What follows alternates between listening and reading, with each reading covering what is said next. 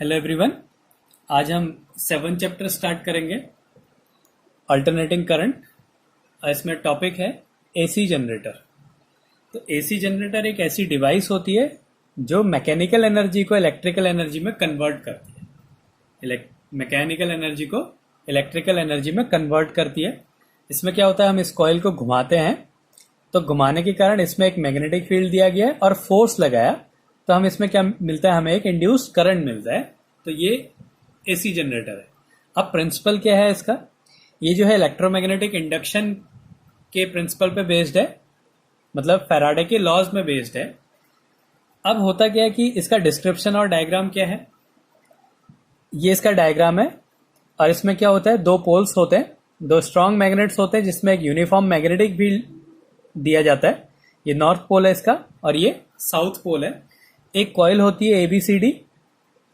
अब ये जो कॉइल होती है, ये कॉइल दो स्लिप रिंग्स से कनेक्ट रहती है। ये R1 और R2 दो रिंग्स हैं और ये जो रिंग्स होती है इसमें कार्बन ब्रशेस लगे रहते हैं। B1 और B2 दो ब्रशेस हैं जो कि एक स्प्रिंग से प्रेस होते हैं। ये स्प्रिंग से इसको दबाया गया है और ये क्या होता है, इस स्प्रिंग का, ये कार्बन ब्रशेस का एक जो सिरा है वो तो इन रिंग से कनेक्ट रहता है और जो दूसरा सिरा है वो सर्किट से कनेक्ट रहता है। तो ये इसका डायग्राम है। An AC generator consists of two poles of magnet so that we can have a uniform magnetic field. A coil ABCD which is rectangular in shape. These coils are connected to the slip rings. ये जो coils हैं ये connect रहती हैं slip rings से and attached to them are carbon brushes। और उनसे क्या connect रहते हैं, carbon brushes connect रहते हैं। One end of each brush connected to the ring and other connects to the circuit। एक एंड जो है ब्रश का वो रिंग से कनेक्ट रहता है और दूसरा सर्किट से कनेक्ट रहता है। अब वर्किंग क्या होती है इसकी, इस कॉइल में हमने एक मैग्नेटिक फील्ड दिया है और ये घूम रही है तो इसमें क्या होगा, अब एक इंड्यूस्ड करंट मिल जाएगा। हमारे पास फोर्स है, हमारे पास मैग्नेटिक फील्ड है, तो अब अगर हम उसको मूव कराएंगे तो इसमें एक इंड्यूस्ड करंट जनरेट हो जाता है, या इंड्यूस्ड EMF बन जाता है। यही फैराडे का सेकेंड लॉ है। अब क्या होता है कि coil is rotate with the help of turbine और एनी अदर अरेंजमेंट। ये हम क्या करेंगे, इसको घुमाएंगे। इसको घुमाने के लिए कोई भी अरेंजमेंट हो सकता है। तो सबसे पहला काम है इस कॉइल को घुमाना। इसको हमने ऊपर को घुमाया। Since magnetic flux link to the coil changes, अब जब हम इसको घुमाएंगे तो इससे जो मैग्नेटिक फील्ड होगा, जो फ्लक्स इस कॉइल से लिंक होगा, वो कंटिन्यूअसली चेंज होता रहेगा इसके घूमने के कारण। तो अब क्या हो रहा है, इससे लिंक होने वाला मैग्नेटिक फ्लक्स चेंज हो रहा है तो क्या बन जाता है, इसमें इंड्यूस करंट बन जाता है।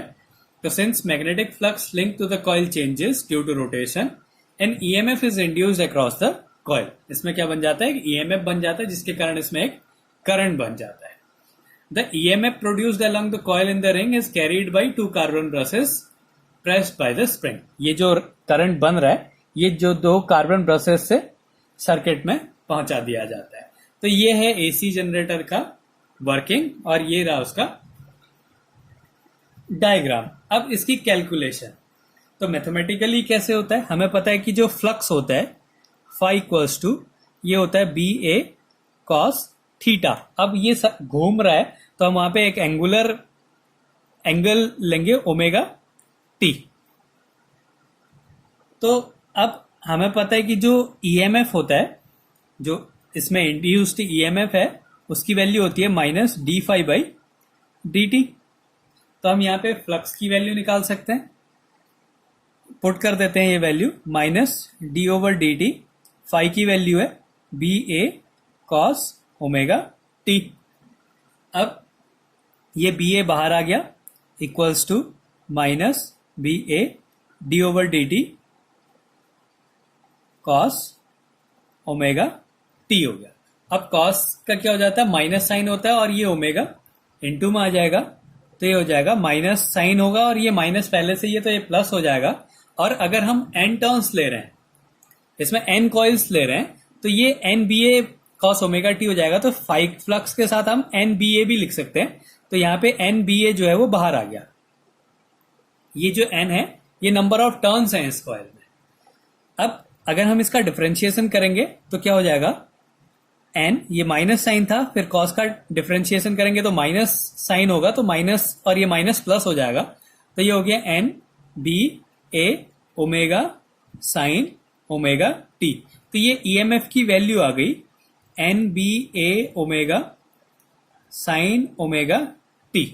अब अगर साइन ओमेगा टी की वैल्यू 1 हो तो मैक्सिमम कब होगा, इसको हम ई नॉट लेते हैं, ये कब होगा मैक्सिमम, अगर ओमेगा टी जो है वो 90 डिग्री है या साइन ओमेगा टी की वैल्यू 1 है, तो जो ईएमएफ होगा वो मैक्सिमम होगा, इसको ई नॉट से रिप्रेजेंट करते हैं और इसकी वैल्यू होगी एन बी ए ओमेगा।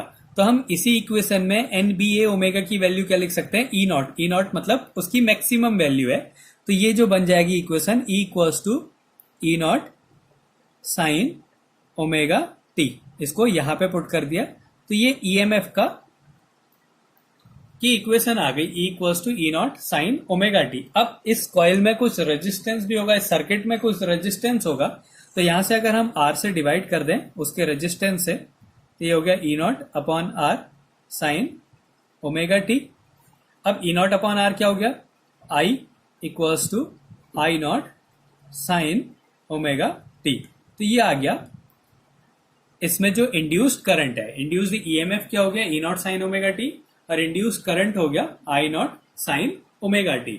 तो ये जो करंट है ये साइन का फंक्शन है, और साइन का फंक्शन क्या होता है, कंटिन्यूअसली पहले पॉजिटिव फिर नेगेटिव फिर पॉजिटिव फिर नेगेटिव, तो ये अल्टरनेट चेंज होता रहेगा, तो इसलिए इस करंट को क्या बोलते हैं, अल्टरनेटिंग करंट। अब इसका क्या है, जब ये कॉइल घूमेगी तो यहां पे इसकी वैल्यू जो है कभी जीरो होगी, कभी मैक्सिमम होगी, कभी मिनिमम होगी, कभी जीरो होगी, तो इसके लिए एक ग्राफ होता है,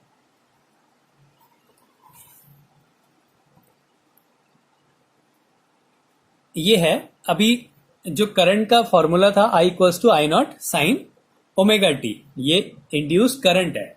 अब क्या है, इसमें जो दो कॉइल लगी हुई है, ये कॉइल है, ये मैग्नेट का नॉर्थ पोल है और ये साउथ पोल है।